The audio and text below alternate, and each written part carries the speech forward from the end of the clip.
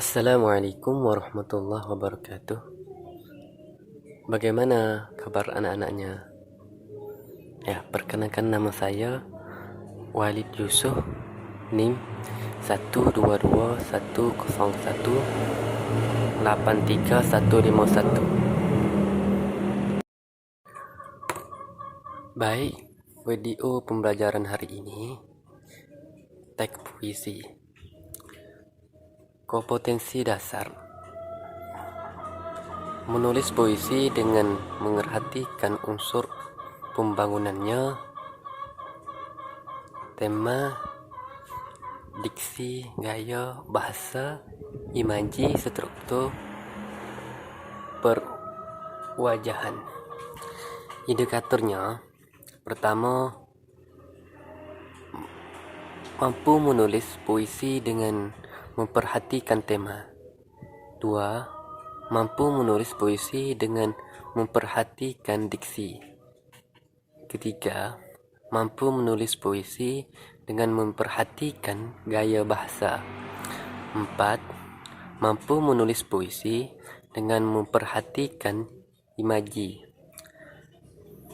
5. Mampu menulis puisi dengan memperhatikan struktur. Yang terakhir, 6. Mampu menulis puisi dengan memperhatikan perwajahan. Tujuan pembelajaran. Setelah mempelajari materi dalam video pembelajaran ini, kamu diharapkan mampu 1. Menulis puisi dengan memperhatikan tema. 2. Menganalisis diksi dalam puisi. 3. Menulis puisi dengan memperhatikan gaya bahasa. 4. Menjelaskan imaji dalam puisi. 5. Menulis puisi dengan memperhatikan struktur. Yang terakhir, menulis puisi dengan memperhatikan perwajahan. Tujuan pembelajaran.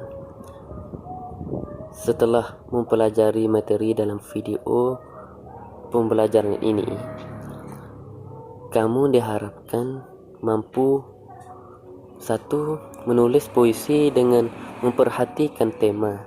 2. Menganalisis diksi dalam puisi.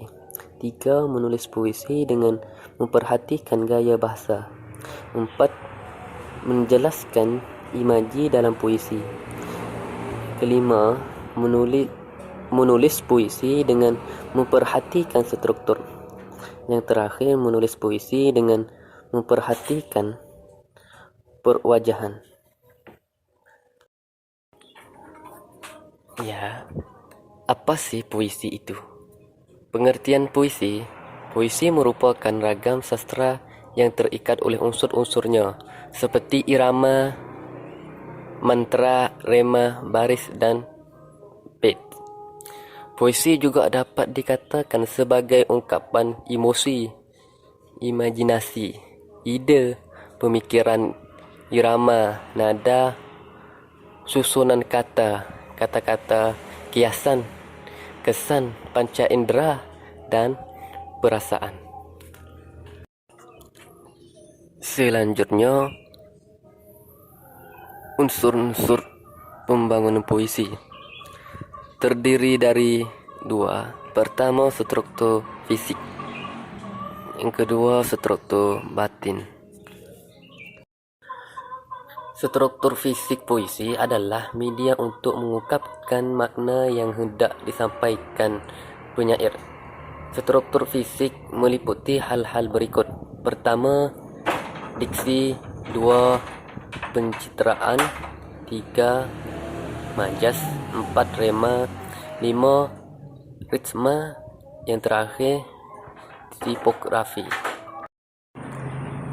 Diksi adalah pilihan kata yang digunakan agar memiliki kesan indah dan dapat menyampaikan maksud penyair. 2. Pencitraan adalah susunan kata yang dapat menimbulkan khayalan atau imajinasi. Hal ini membuat pembaca seolah-olah merasa, mendengar atau melihat sewaktu yang diungkapkan penyair. Yang ketiga, majaz. Majaz adalah bahasa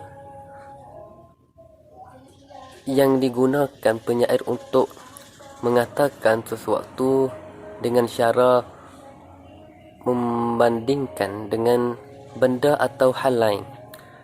Majaz atau bahasa figuratif menyebabkan puisi menjadi prismatik atau memiliki banyak makna.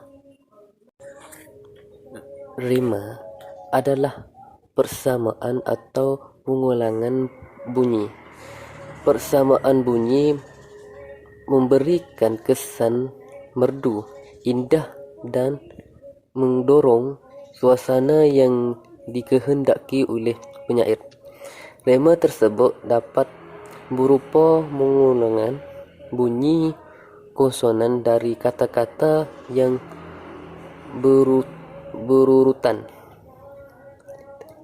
Aliterasi, persamaan bunyi vokal dalam deretan kata asonansi, dan persamaan bunyi yang terdapat di setiap akhir baris. Rema berkaitan dengan rema, bunyi, kata, frasa, dan kalimat pada puisi.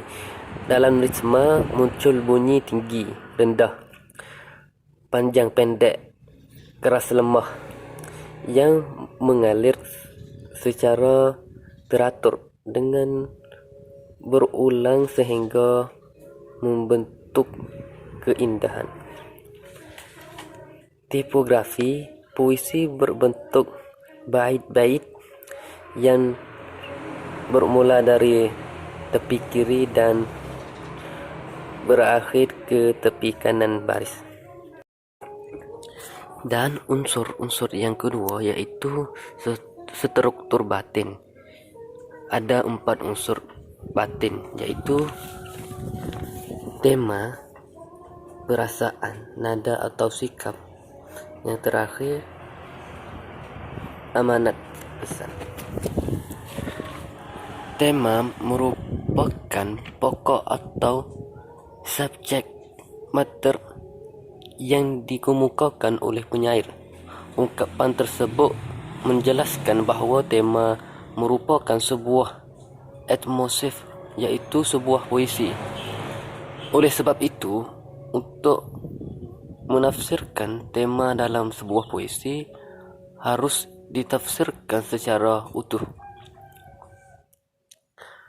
Perasaan penyair dalam menciptakan puisi ikut diekspresikan dan dihayati membaca.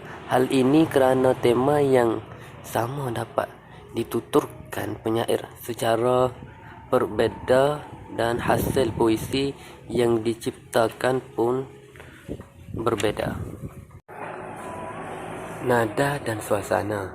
Nada dalam puisi disesuaikan dengan isi yang hendak disampaikan, baik itu berupa nasihat, kritik, sendirian,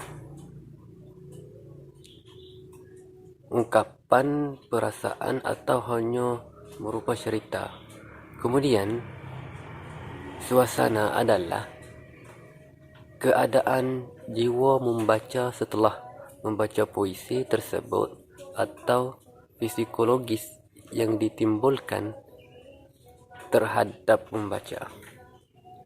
Yang terakhir, amanat, pesan. Kita dapat menelaah amanat adalah suatu puisi jika telah memahami tema, rasa dan nada pada puisi tersebut. Amanat atau pesan merupakan kesan yang ditangkap pembaca atau pendengar puisi. Amanat tersirat di balik kata-kata yang disusun dan berada di balik tema yang digunakan. Dan selanjutnya, cara membuat puisi. Menulis merupakan salah satu bentuk menulis kreatif. Langkah-langkah yang harus dilakukan dalam penulis puisi adalah sebagai berikut. Pertama, menentukan jenis puisi yang hendak dibuat. 2. Menentukan tema dan pesan yang hendak disampaikan. 3. Mengembangkan tema menjadi kalimat berdasarkan hasil imajinasi. Yang terakhir, menuangkan ide dalam uraian kata-kata yang sesuai kaedah puisi. Dan berikutnya contoh puisi. Aku ingin